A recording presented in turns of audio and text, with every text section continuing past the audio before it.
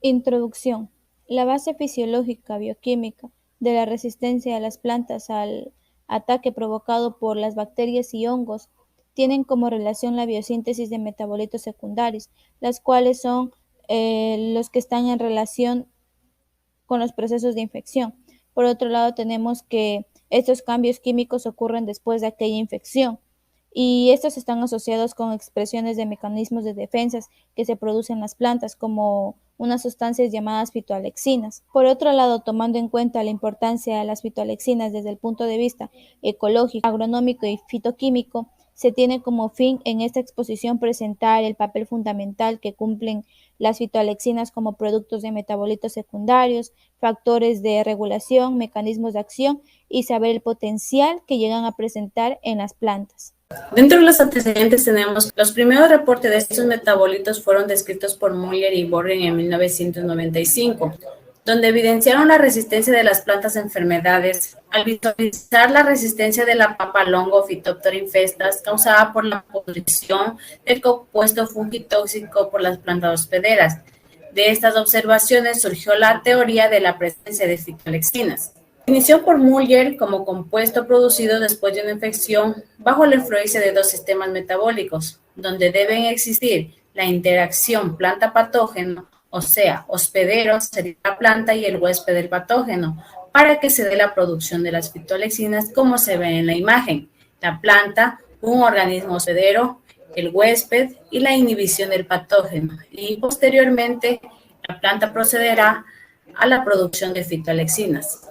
Años más tarde, las investigaciones de Christian y Perry en 1995 fueron muy importantes para establecer a nivel molecular el concepto de fitoalexinas, identificadas en algunas especies de hortalizas, lo cual constituye el punto de partida para el estudio de la biosíntesis y degradación, y el papel de la resistencia a enfermedades, la regulación genética para su síntesis y la transferencia de genes para su síntesis de una planta u otra.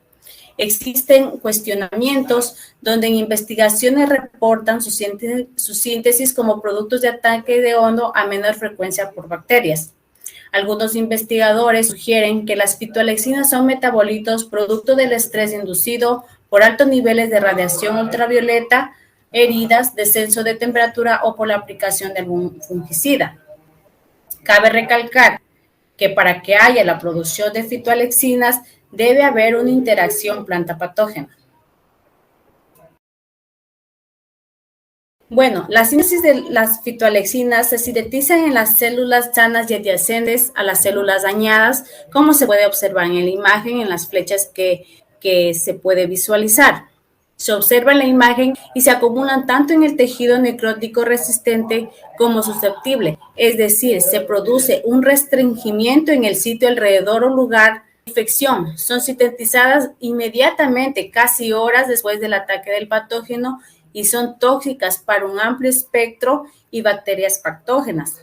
Para responder efectivamente a la infección, ya sea fúngica o bacteriana, las plantas primeramente deben reconocer la presencia del patógeno e iniciar la producción de fitoalexinas. En la imagen se acumula tanto en los tejidos necróticos resistentes como susceptibles. En la imagen de arriba se sintetizan en las células sanas adyacentes a las células dañadas, donde se puede ver la imagen, y se produce restringidamente en un sitio alrededor del lugar de Inductoras en la producción de fitoalexinas. Las fitoalexinas se producen cuando las plantas son estimuladas por algún patógeno o por el daño ocasionado por algún agente químico o mecánico. También entran aquí lo que son bajas temperaturas, radiación ultravioleta y los factores abióticos. Los inductores de la síntesis y acumulación de fitoalexinas no solo provienen de la planta hospedera, sino también del huésped. Muchos tipos de inductores se han identificado, como son hongos, bacterias, virus y otros patógenos, los cuales producen inductores de diversa naturaleza química, entre los cuales tenemos sales inorgánicas, carbohidratos complejos, oligoglucanos, lípidos, ácidos grasos, oligómeros del tipo quitosano, polipéptidos y etileno. Algunos de ellos son producto de la hidrólisis enzimática de la pared celular del hongo. Los factores abióticos también pueden ser inductores de estos metabolitos. Aquí entra lo que son condiciones de estrés, contaminantes, etc. Se han identificado más de 200 compuestos por la presencia de microorganismos y condiciones de estrés, que han sido la síntesis de fotoalexinas, por ejemplo, la acumulación de pisantina en chícharo, como se puede ver en la gráfica, la faciolina en el frijol y la glicerina en soya. En inductores tenemos que estas sustancias del patógeno que estimulan la producción de fitoalexinas son sustancias de alto peso molecular, como glucanos, quitosanos, glucoproteínas y polisacáridos. La mayoría son específicos. En supresores son sustancias que el patógeno produce para inhibir la producción de fitoalexinas. Producción en respuestas a infección. Es necesario destacar que en definición de fitoalexinas no se incluye el criterio de que estos metabolitos formen parte del mecanismo de defensa de los vegetales, sino que más bien su función es la de un mecanismo de resistencia a la infección. Existen algunas teorías con referencia a lo dicho, como por ejemplo la de Oku y Shiraishi en el año 1995, ellos al realizar algunos estudios de fitoalexina pisantina, la cual fue destacada en cebada inoculada y Erifice graminis, los autores consideran dos fases. La primera es donde la actividad de la fitoalexina es proporcional a la incompatibilidad entre la planta hospedera y el patógeno. Al detectar la actividad 8 horas después de la inoculación, conociendo con el tiempo para producir resistencia y el tiempo de penetración en las células epidermales del hospedero. Este hecho sugiere que el hongo tiene habilidad de suprimir el primer paso de la reacción de defensa de la planta. En la segunda fase se detecta actividad pisantina varias horas después de la patogénesis. Es por ello que esto llevó a los investigadores a proponer la hipótesis de que la pisantina tiene otra función, además de la actividad fungicida, y que juega un papel muy importante y determinante en la especificidad huésped patógeno. El control de la síntesis de fitoalexinas comprende el proceso regulatorio de su producción en respuesta a una infección y a diferentes tipos de inductores. Se ha observado que la inducción de la síntesis y acumulación se encuentra asociada con un incremento de los niveles de actividad de las enzimas involucradas en las rutas biosintéticas y juegan un papel importante en su regulación. Las enzimas que catalizan los pasos de la biosíntesis de fitoalexinas son la fenilalanina amonio liasa o PAL, el cinamato 4 hidrolasa y la 4-cumarato coenzima A ligasa. Otro mecanismo de control es la inhibición por el producto sintetizado, es decir, es donde el producto inhibe la actividad enzimática. Esta dependerá de la especificidad de las enzimas involucradas, compartimentación celular y subcelular de enzimas y sustratos, y la presencia de productos del metabolismo del huésped. La inducción de los genes y las enzimas de la fitoalexina es con frecuencia transitoria. Esta alcanza un pico algunas horas después del intento de infección y luego disminuye. Se ha utilizado como planta modelo la Arabidopsis thaliana, perteneciente a la familia de las brasicáceas, debido a que ésta segrega el camalexin, que es una fitoalexina de gran interés y que también ha sido objeto de numerosos estudios centrados en su vía biosintética y las redes reguladoras involucradas en su producción. Hay dos mecanismos de regulación y el que sucederá dependerá de la naturaleza del patógeno infectante, así como también de la naturaleza de la fitoalexina inducida. En la imagen se puede observar cómo funcionaría la regulación de la síntesis de fitoalexinas por el primer mecanismo estudiado, que es la inducción de síntesis.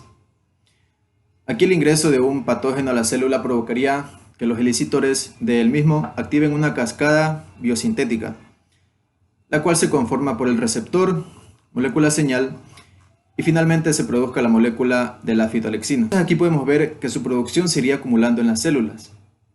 Entonces, una vez que ésta alcanzara su nivel pico, se detendría mediante el segundo mecanismo, que es la inhibición del producto sintetizado, por lo cual el momento en el que alcanzara este pico, la fitolexina dejaría de producirse. Por eso además se dice que este es un proceso transitorio. Distribución. Aún no existe en una investigación de la naturaleza y la distribución de las fitolexinas en el reino vegetal.